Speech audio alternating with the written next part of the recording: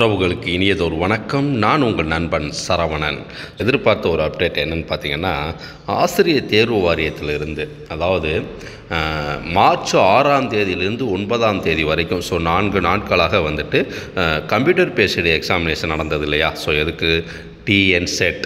இது எதற்கானதுன்னு பார்த்தீங்கன்னா, காலேஜ் அசிஸ்டன்ட் ப்ரொஃபசர்ஸ் எலிஜிபிளுக்கான டிஎன்செட் எக்ஸாம். இந்த தேர்வு வந்துட்டு பார்த்தீங்கன்னா திருநெல்வேலி மனோன்மணியன் சுந்தரனார் யூனிவர்சிட்டி, ஸோ அவங்க தான் இந்த தேர்வு நடத்துறதுக்கான நோட்டிஃபிகேஷனாக வெளியிட்டாங்க.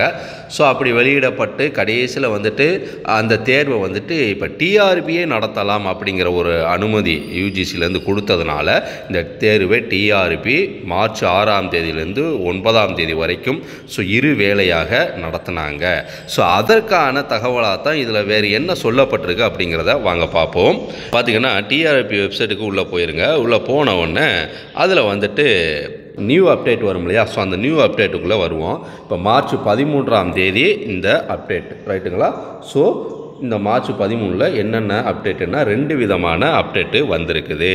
ஸோ இதில் மொதல் அப்டேட்டு என்னவா இருக்கும் அப்படிங்கிறத வாங்க பார்ப்போம். இப்போ பார்த்திங்கன்னா 13/3/2025 இன்றைய தினம் தான் காலையில் எந்திரிச்ச உடனே இது ஒரு நல்ல ஒரு தகவல் நமக்கு கிடச்சிருக்குது.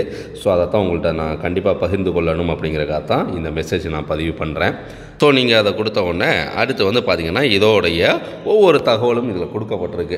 டிஎன்செட்டு 2024, ஸோ அது எப்போ வந்துட்டு இதற்கான நோட்டிஃபிகேஷன் வந்தது, ஸோ அது வந்துட்டு தேர்வு எப்படி நடந்தது அப்படிங்கிற இந்த தகவல் எல்லாமே இதில் கொடுத்துருக்குறாங்க.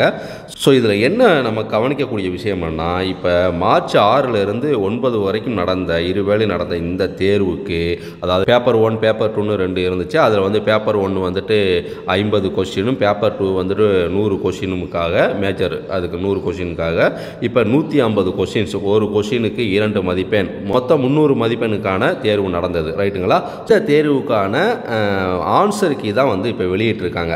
இந்த ஆன்சர் கீயில் உங்களுக்கு ஏதேனும் சந்தேகம் இருக்குமானால், தவறு கொஷின்ஸ் வந்து தவறு, இல்லை ஆன்சர் தவறு, இல்லை ஒவ்வொரு கொஷினுக்கு அனைத்துமே ஆன்சர் சரியான ஆன்சராக இருக்குது, இல்லை அந்த கொஷினுக்கு வந்துட்டு எதுவுமே சரியான ஆன்சர் இல்லை கொடுத்துருக்க ஆன்சருக்கும் கொஷினுக்கும் சம்பந்தம் இல்லை அப்படிங்கிற உங்களுக்கு ஒரு தெளிவு கிடைத்தால், அதை மார்ச் 13, 2025 இருந்து மார்ச் 15, 2025, ஸோ இன்றைய தினத்திலிருந்து 15ஆம் தேதி வரைக்கும் 3 நாட்களுக்கு அதை வாட்ஸ்அப் பண்ணி தெரிவிப்பதற்கு வாய்ப்பு கொடுத்துருக்குறாங்க.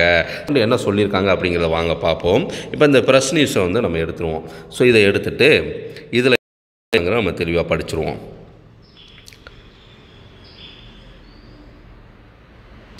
இந்த பத்திரிகை செய்தியில், அதாவது ஆசிரியர் தேர்வு வாரியத்தால் யூஜிசி வழிகாட்டி நெறிமுறைகளின் அடிப்படையில் மாநில தகுதி தேர்வு டிஎன்செட்டு கணினி வழி தேர்வுகள் மார்ச் 6, 7, 8, 9 ஆகிய நாட்களில் காலை மாலை 2 வேளைகளில் நடத்தி முடிக்கப்பட்டது.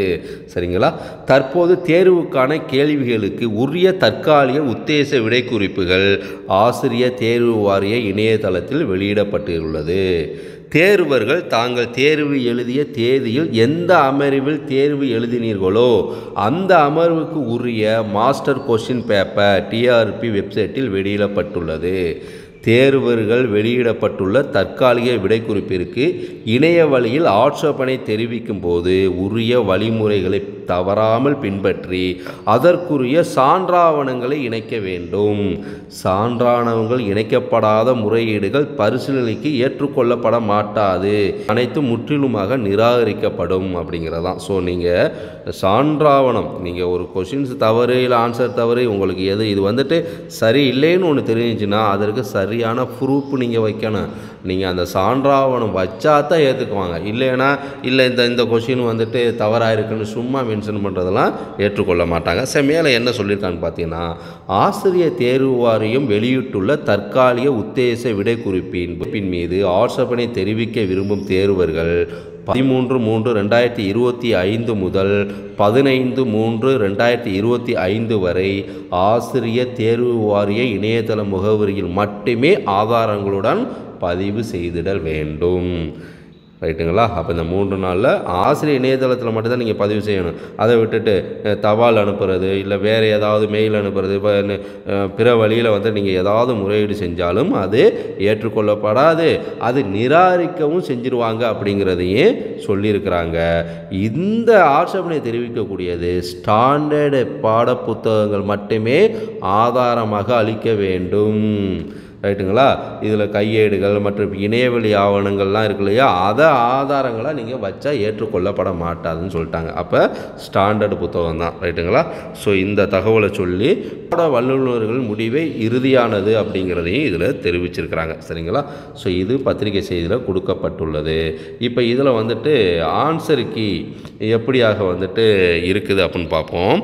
அதாவது கிளிக் ஃபார் டென்டேட்டிவ் கீ அதை நீங்கள் கிளிக் பண்ணிங்கன்னா இதில் ஒவ்வொரு தேதியிலையும் 6, 7, 8, 9 ஸோ 4 நாள் நடந்த தேர்வு காலை மாலை தேர்வு. ஸோ ரைட்டாக அதுவும் அதில் வந்து பார்த்திங்கன்னா இப்போ 6ஆம் தேதி நம்ம எடுத்துக்கிறோமே பேப்பர் 1ங்கிறது 50 மார்க் இருக்கு இல்லையா, அந்த பேப்பர் 1. ஸோ அது வந்துட்டு இந்த இருக்குது இல்லையா, இதில் நீங்கள் டச் பண்ணிங்கன்னா உங்களுக்கு உங்களுடைய கொஷின்ஸ் வரும். ஸோ அதே வந்துட்டு இந்த இடத்துல நீங்கள் பேப்பர் 2ங்கிறத நீங்கள் கிளிக் பண்ணிங்கன்னா அதோடைய ஆன்சர் வரும். ரைட்டுங்களா. இது காமன், இது பேப்பர் 1க்குள்ளது. சரி வாங்க நம்ம அதையும் என்னென்னு செக் பண்ணிடுவோம். இப்போ பேப்பர் 1 அதை எடுத்தோம்னா ஸோ அதை எடுத்து பார்க்கும்போது இப்போ இந்த இருக்குது பேப்பர் 1 50 கொஷின்ஸ் இருக்கு இல்லையா, அதுக்கான கொஷின்ஸ் இது தான். ஸோ நீங்கள் எழுதின உங்களுக்கு தெரியும். நான் வந்துட்டு உதாரணத்துக்கு சொல்கிறேன். 4 நாள் இந்த தேர்வு நடந்திருக்கு. 4 நாளில் உங்களுடைய காலத்தில் என்ன இருக்குங்கிறத பார்த்துக்கோங்க. ஸோ இந்த 50 கொஸ்டின்ஸ் ரைட்டுங்களா. ஸோ இதற்கானது இந்த இருக்குது 50 கொஷின்ஸு. இதுக்கான ஆன்சர் என்ன அப்படிங்கிறது நான் ஏற்கனவே சொன்னது தான். ஸோ இந்த பக்கத்தை வந்துட்டு நீங்கள் கிளிக் பண்ண போகிறீங்க. ஸோ கிளிக் பண்ணிட்டு அதுக்கான ஆன்சரை எடுக்க போகிறீங்க. ஸோ இதுதான் ஜென்ரல் பேப்பர் 1 அப்படிங்கிறதுக்கு இதோடைய ஆன்சர் என்னங்கிறது இந்த இருக்குது. ஸோ இதைத்தான் நீங்கள் பார்த்து டவுன்லோட் பண்ணிவிட்டு நீங்கள் ஆட்சேபனை தெரிவிக்கணும்னா அதை தெரிவிச்சுக்கலாம். சரிங்களா. ஸோ இது வந்துட்டு பேப்பர் 1க்கு. பேப்பர் 2க்கு பார்த்திங்கன்னா அதே போல் இந்த கீழே வந்தீங்கன்னா இந்த இப்போ நான் காமர்ஸ் எடுத்துக்கிறவா இந்த பேப்பர் 2 ரைட்டுங்களா. ஸோ இது கொஸ்டின்ஸு, இந்த பேப்பர் 2ங்கிறது ஆன்சரு. ரைட்டுங்களா. ஸோ இதுதான். ஸோ இதையும் நீங்கள் வந்துட்டு கிளிக் பண்ணி பார்த்துக்கலாம். இப்போ கொஸ்டின்ஸை வந்து பாருங்கள், இந்த இருக்குது பாருங்கள். ஸோ இது கொஷின்ஸு. ஸோ 100 கொஷின்ஸ் இருக்கு இல்லையா, அந்த 100 கொஷின்ஸு இது தான். இது கொஷின்ஸ் பேப்பரு. ஸோ இதற்கான ஆன்சர் கீ வந்துட்டு உங்களுக்கு நான் சொன்ன மாதிரி நீங்கள் கிளிக் பண்ணி நீங்கள் ஆன்சர் கீயை நீங்கள் பார்த்துக்கலாம். ஸோ இது வந்துட்டு பார்த்திங்கன்னா இன்னும் ஆன்சர் கீ வந்துட்டு ஒரு சரியான அப்டேட்டில் இல்லைன்னு நினைக்கிறேன். மெயின் பேப்பருக்கான ஆன்சர் கீ ஸோ இந்த சைடில் தான் இருக்குது. ஸோ இதை பார்த்துக்கங்க. அடுத்து வந்து பார்த்திங்கன்னா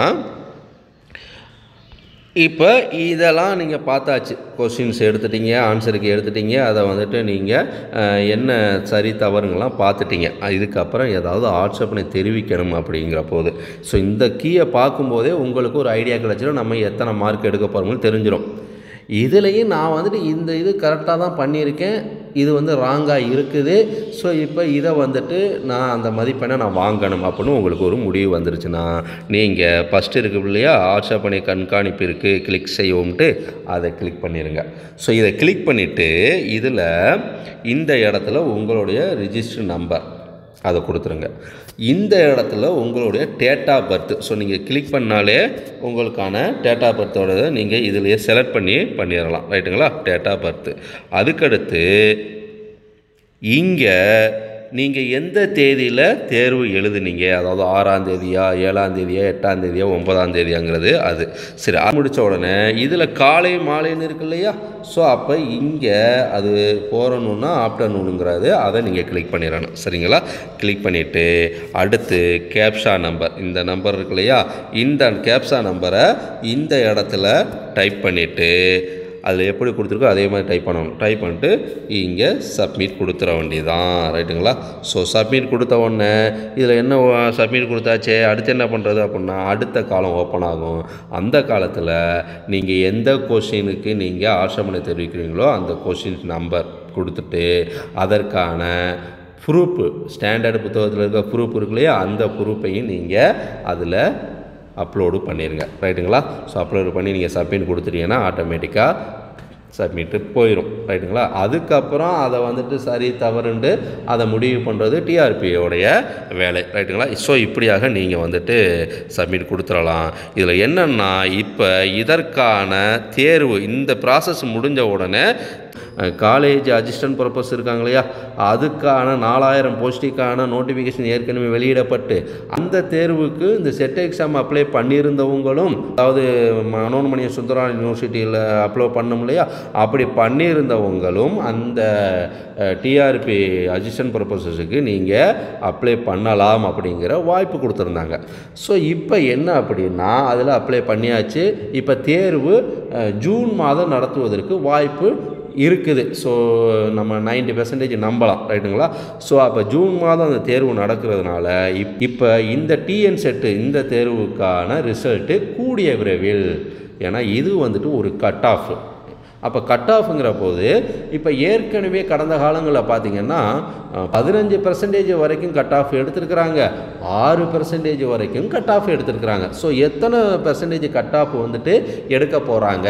ஏன்னா ஏற்கனவே நமக்கு நோட்டிஃபிகேஷனே கொடுத்துட்டாங்க 6%ங்கிறது. ஆனாலும் ஒரு எதிர்பார்ப்பு, ஸோ கட் ஆஃப் வரலாம் அப்படிங்கிறது. அப்படி வரும்போது எத்தனை பேருக்கு வாய்ப்பு வர இருக்குது இந்த அசிஸ்டன்ட் ப்ரொஃபஸர்ஸ் டிஆர்பி தேர்வு எழுதுவதற்கு வாய்ப்பு இருக்க போகுது அப்படிங்கிறத நம்ம பொறுத்திருந்து பார்க்க வேண்டிய ஒரு விடயம். ஸோ அதனால் அதற்கு முன்னாடியே இதற்கான ரிசல்ட்டு வருவதற்கு வாய்ப்பு அதிகம். ஏன்னா வந்தால் தான், ஏன்னா இதில் வந்துட்டு செலக்ட் ஆகாமல் அவங்க போய்ட்டு அசிஸ்டன்ட் ப்ரொஃபஸர் எழுத முடியாது. அதில் ஒரு வேளை செலக்ட் ஆகிட்டாங்கன்னா அப்போ கான்ட்ராவர்சி ஏற்படும். அப்போ செட் எக்ஸாமே இல்லாமல் ஒருத்தர் எப்படி அதில் வந்துட்டு தேர்ச்சி பெற்றதை காட்ட முடியும்? ஸோ அப்போ அந்த சிக்கல் இருக்கு இல்லையா, அதனால் உடனடியாக வந்துட்டு இந்த டிஎன் செட்டுக்கான ரிசல்ட்டு வெளியிடுவதற்கான சாத்தியக்கூறு இருக்குது. ஸோ நீங்கள் இப்போவே நீங்கள் பார்த்துருந்தாலே உங்களுடைய என்ன ஸ்டேட்டஸில் நீங்கள் இருக்கீங்கிறது உங்களுக்கு தெரிஞ்சிருக்கும்.